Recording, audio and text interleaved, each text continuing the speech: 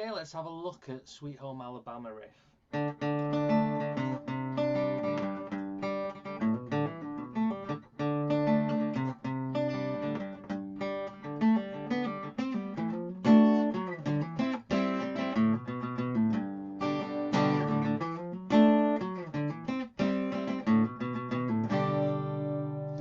Righty-ho, let's have a little look at the music.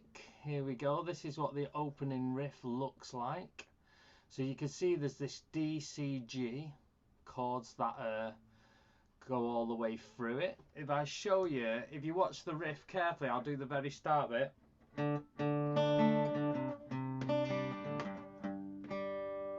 So watch my fingers. I'm playing this chord to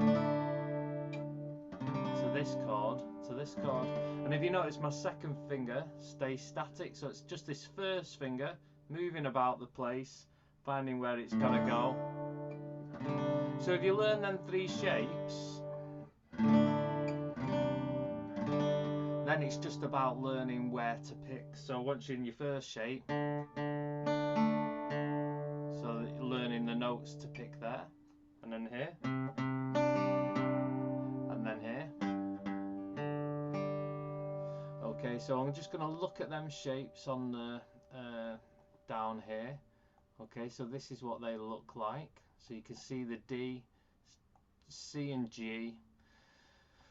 So it's a nice simple way to play it. This is actually called a C add 9 because of this note, but it doesn't matter. We'll just call it D, C, G. And it's two fingers on each chord, which is nice. So let's look at the D. So your first finger is on the third string up. Second finger is on the second string up, but on the third fret. And this is what that looks like there. So normally you do a D here, but you're doing it like this now. And you can see the C moves up, the first finger shifts up to the fifth string on the third fret, so it's on the same fret as that, so you do this. And the very last one there, you can see the G, this first finger moves up a string. Nice easy little movement there. So let's just practice them three shapes. So D, move that up there to the fifth string, to the sixth string. Let's do it again. So that's most of the hard work done once you've learnt them shapes. So keeping this second finger on this second string, third fret. Okay, I think we're going to have a little look at what to pick on each chord now.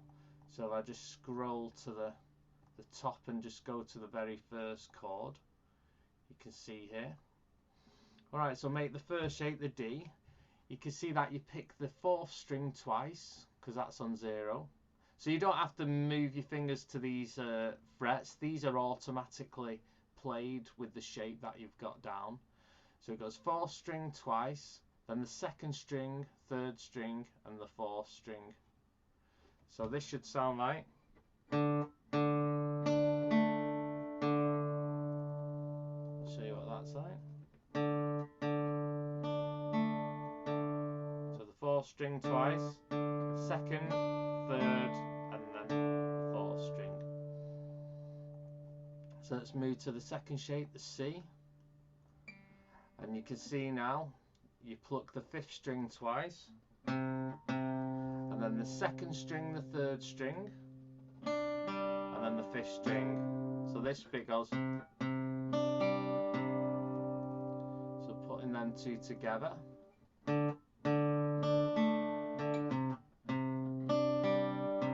Bit slower.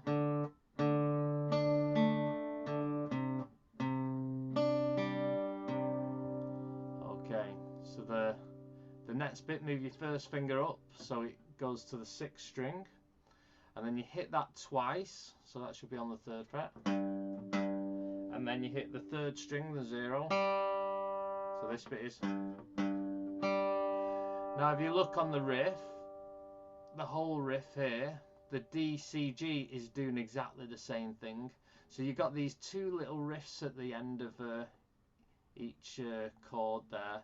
So we'll look at the first one and then we'll put it together with the sequence. So you can see here it starts on the 5th string 0 2, and then the 4th string 0 2 0, and then 2 on the 5th string.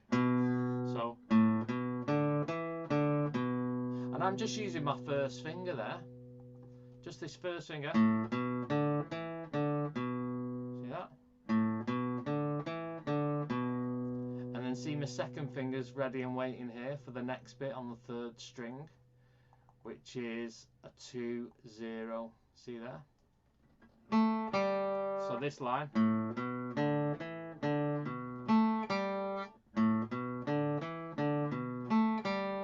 Now it's very hard to get that up to speed if you were to play that, pick each note. So you could hammer on this first bit, and then hammer on and pull off the second bit, and then hit the second fret above it, and then the 2 0 pull off. So I'll show you what that means. So the first one 0 2 hammer, and then the next string 0 2 hammer pull off.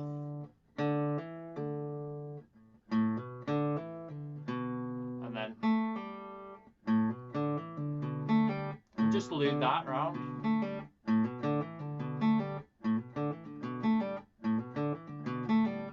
So when I was learning years ago, I would just get something that's a bit fiddly and complicated like that and just loop it round.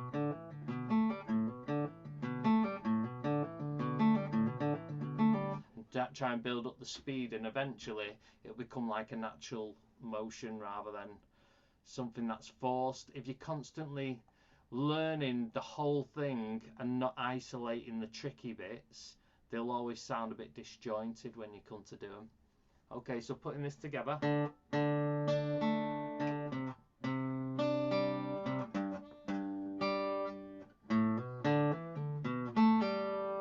Okay, so you might want to stop the video and work on this little section here. I'm going to go to the next bit now. So you can see the end bit here is slightly different. So it starts off with the 3rd string, and it is a 2 0, and hit the 0 on the 4th string. So I'll show you what that looks like. So I'm pulling that off. So when you pull off, don't just lift off. See there? There's no note. You've got to literally pick it off with this finger. And then it's, oh, what's happened there? It goes to 4 0, and then it goes to 5 0. So this sounds like, oh.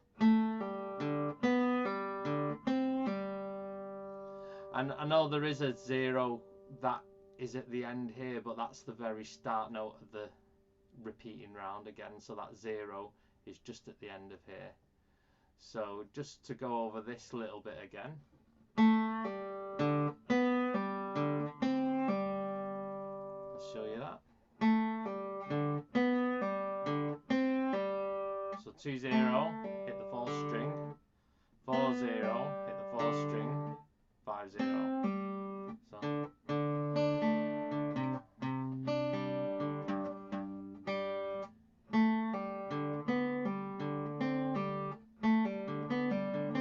just loop it till you can build up the speed. Anything with pull-offs in is quite easy to get the speed up pretty quick. It always sounds more impressive than it actually is. Right, so I'm going to put the whole piece on now. I'll just play it to you slowly. So.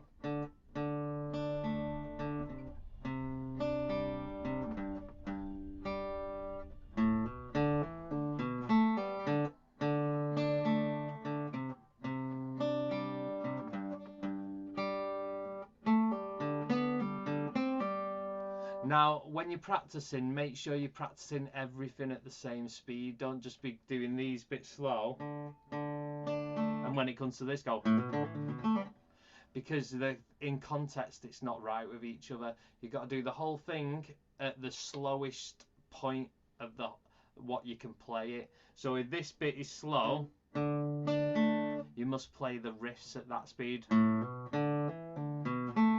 Because what you're doing is you're getting everything right in your fingers, and then once you're solid with that and you've done it a few times, then you can raise the tempo of everything. And you're going to find it hard if you're doing some bits fast, some bits slow. How are you going to raise the tempo and comfortably, because all the fast bits are going to even go faster. You'll be surprised how many times you loop something and you get it wrong, that it's really hard to undo. So that's why it's important to just play everything at the same speed, even though it's slow. So at this point, once you've done the intro, you could just strum it with them chords. Big wheels keep on turning, carry me on to see my kin. So you got your opening riff, and then big wheels keep on turning. So you got the chords in between, and then there's a little bridge sort of riff that links the first and second verse, which goes. So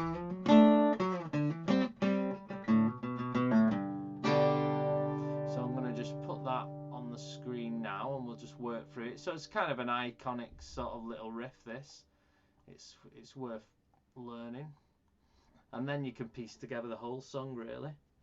Okay, so the first part of it is the 5th string. It goes 7, 8, 9. Now you could hammer on each one of these if you wish, if you want it to sound smoother. So if I was to do it individually, pick each note compared to see him hammering on, sounds smoother then, which is a bit robotic. And then you put these 2 fingers on the 7th fret in the middle strings, so, and then hit the 9th fret on the 5th there, on the 5th string. So let's show you what that looks like on the tab, because it's good to see it here. So, and what you want to do is, at the next point, shift the shape down to the 5th and 7th fret. And I'll show you the next bit here. It goes like this, 5, 7 on the 5th string, and then the 2 middle strings on the 5th fret go.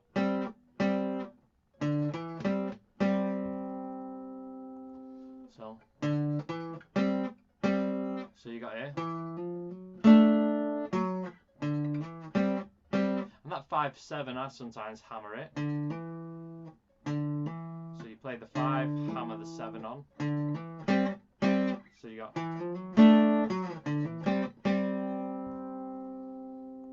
Show you the whole of that. This is what that looks like.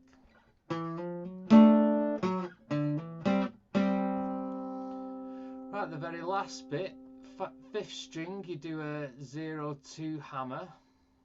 So, and then you hit the 2. Actually, I'm just going to put this on here. So 0, 2 hammer, and then 2, 2, 2, pull off to the 0.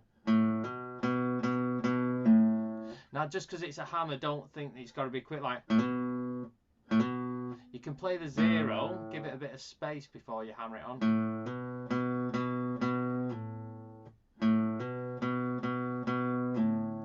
And then get your 2nd finger on the 3rd fret up there. So I'll show you what that looks like.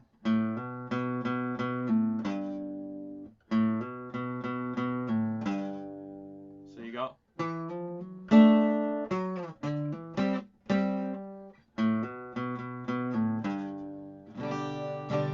You might want to just, when you got that there, just put a G chord on and hit it.